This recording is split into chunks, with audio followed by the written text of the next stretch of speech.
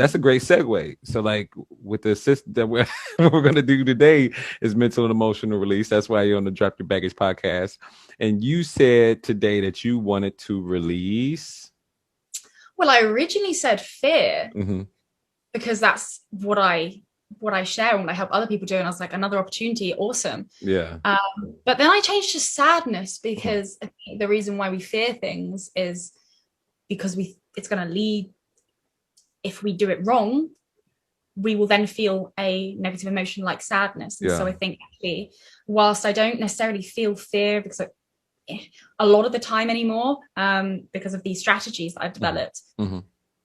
if I do, it's because I'm feeling sad. It's sadness at the root of it. So yeah, I would love to address that. Mm. Excited. What's one of the things that you either felt the fear of sadness or you felt sad about that really affected you, so we can see how you feel about it before the meditation and then afterwards? Um, feeling almost, I guess, if there's one reoccurring when I get sadness is um feeling like I've let someone down. Mm. And that sadness can have in the past led to defensiveness, Mm-hmm. um, and trying to explain myself. Yeah, so defensiveness. So feeling like I've let someone down, but then yeah, is ultimately what makes me feel very sad. Mm-hmm. Is it sadness or is it guilt? I would still say sadness. I guess guilt is a part of it, but almost like I know that I can't let anyone down. Mm. If somebody reacts in a certain way, it's a reflection of them and what's going on inside them. Mm-hmm. And so actually now I'm in a place where I know that I don't necessarily have to feel guilty if someone's expressing that I've let them down, but I feel Yeah. sadness that they're experiencing that.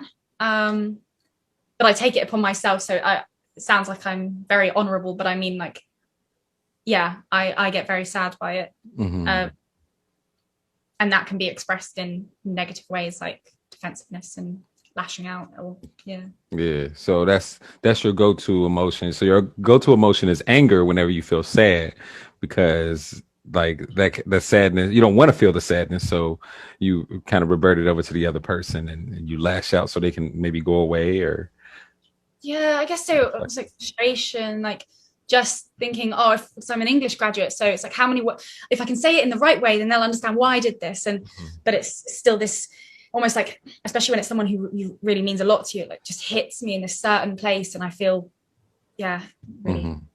upset. Well, let's go ahead and get rid of that sadness then. Is it all right with your unconscious mind for you to release this sadness today and for you to be aware of it consciously? Yes.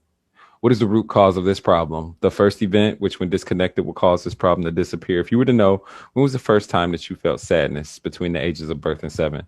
How old were you? Four 4? that I can remember. Yeah. Okay. Okay. Do you have a specific event in mind? A lot of my past I sort of cut out of my memory, but Mhm. this one I can remember. I There was a picture of me as a baby on the stairs, and every time I was only 4 at the time, but every time I'd see it, I'd cry because I wanted to be that age again. I didn't want to grow up. Oh. So I remember sobbing. So sobbing, I was so sad. So yeah, That is adorable. I can tap into that emotion now. I was so distraught that I was growing up. Oh my gosh. Like we're on some Peter Pan stuff. So like what was your mindset back then? What did growing up mean to you? I think I knew that everyone loves babies. I didn't like change back then. Mm, Now I love uncertainty and I love change and I don't like staying still. Like I need progression. But back then I remember, like, if we moved house, I would cry for weeks, mm. even though I didn't even, just the change and things moving on. Um, Back then really hit me hard. Yeah. Yeah, big time.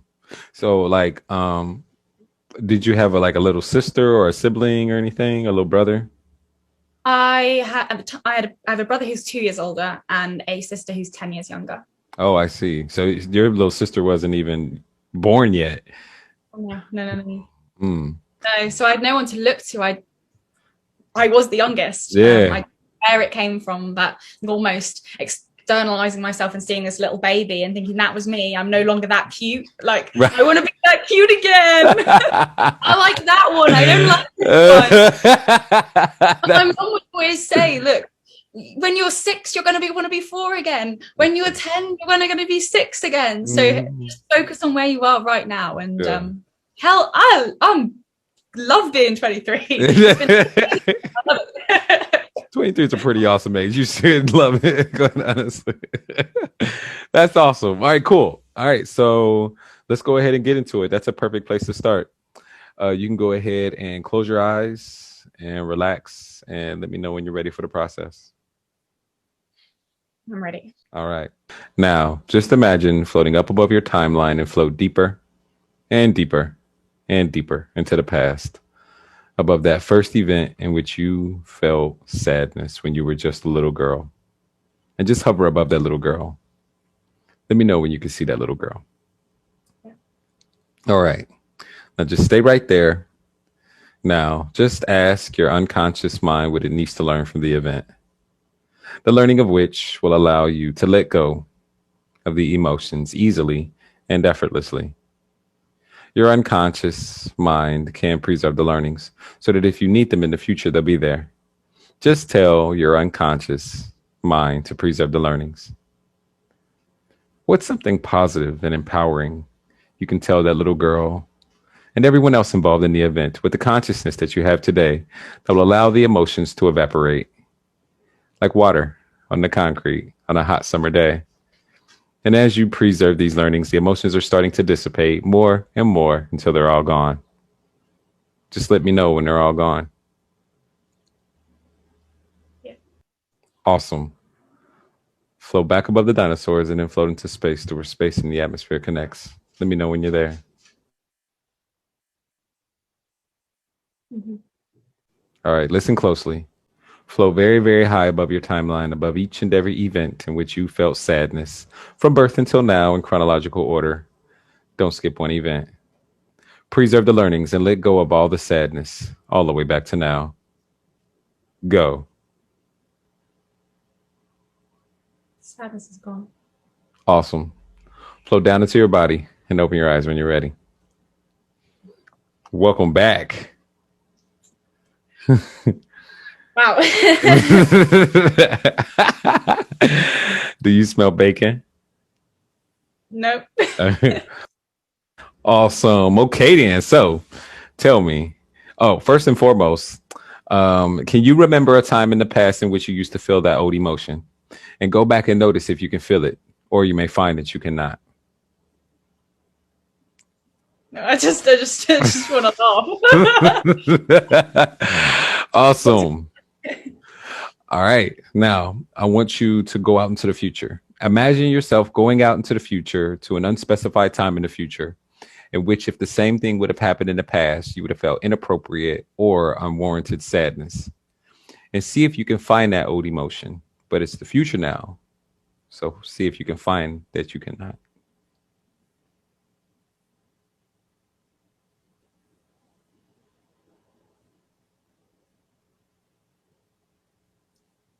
Minimal, like tracing paper. Yeah. Yeah. Like I know an awareness that it would be here, but Yeah. I'm feeling it. Congratulations. You just released a bunch of sadness.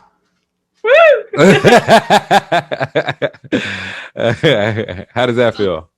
Really good.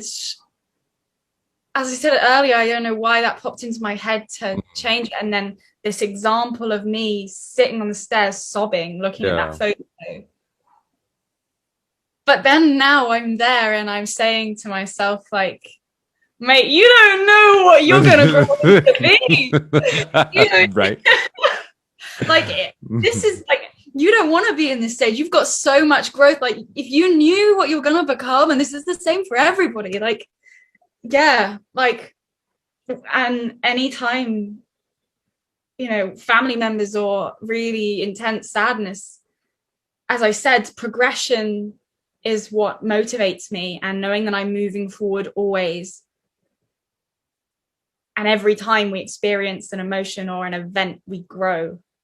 And yeah, so yeah. Big time. Look at that.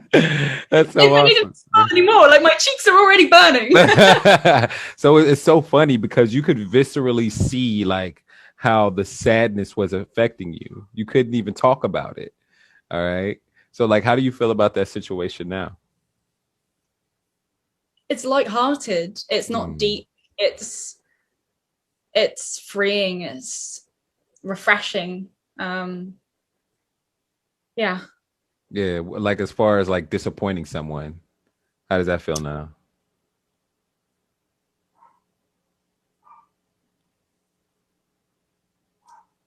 Yeah, it feels neutral. There is no, because everything that you were saying is what I believe in terms of other people's reactions are a reflection of themselves, and hurt people. Um, but to hit that on a subconscious level, um, as I said, like what I do is get people into the habit of the mindset, but that doesn't look at everything underneath. That's a completely different area. And so that's hit it in a way for me to see it as neutral, but without thinking, oh, this could be neutral. It's just is. Yeah. Yeah. And almost a sense of calm, and then I don't have to react, and how they're going to see it is how they're going to see it. And there's not, sometimes there is nothing that you can say or do in that moment. But yeah, you don't have to feel sad. So I'm feeling happy about the past and excited about all of the learning that I've had from the experiences that made me sad, but also going forwards, yeah, feeling neutral about it. Yeah.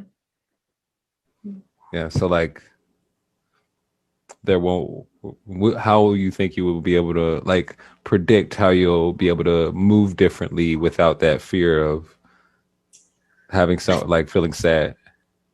I think my chest just won't start beating really hard, and sort of I used to get into a fight or flight mode. But now knowing that I can just sit, rather than my body encompassing the emotion, there is no sadness to my body to be affected by. Um, yeah, because before it's almost like the thought of the situation stimulates the emotion, which stimulates the physical response, which stimulates your verbal response. Whereas now that initial response is no longer there. And so I can keep my chest open and feel that sense of calm physically and respond differently. So, yes. That's so beautiful. That's how I'm feeling good. I'm feeling good. All right, so I just asked hmm? That was amazing. Really powerful. Hmm. Thank you. I'm glad I love it. That's why I love this technique. Like I told you, like all of the like those daddy issues or that I had and all these other issues that people have, it can just go away like that.